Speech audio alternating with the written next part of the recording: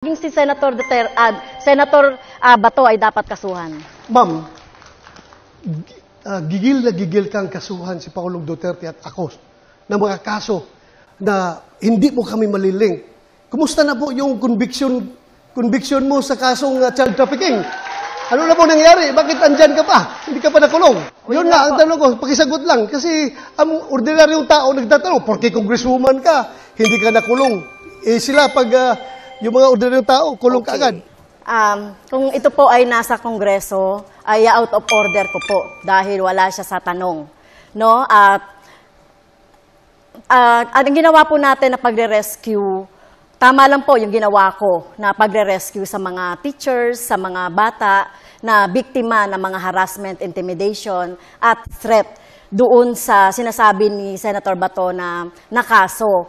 So, kung sino mang mga teachers, gagawin yon, no? Yung ipagtanggol at sagipin yung ating mga teachers at mga estudyante. So, tingin ko po ay walang mali doon sa ginawa po natin doon sa kaso.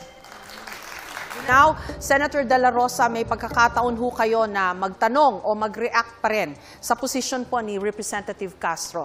15 seconds po. Ano pong risk yun na pinagsasabi niya? Na yung mga parents ng mga bata mismo ay galit na galit sa kanya. Bakit ginamit niya ang mga kabataan para sa kanilang kapakanan? Walang risk yun nangyari doon. In fact, konbiktado ka sa kaso eh. There was no rescue. Well, yung sinasabi naman po ng mga magulang na galit sa akin, ay ito ay gawa-gawa lang ito. Ito mga magulang na ito. So kung titignan natin yung mga magulang ng mga bata na talagang involved doon sa pag-aaral ng mga bata doon sa Lumad School, ay talagang nangihinayang sila doon sa pagsasara ng mga eskwelahan ng mga lumad.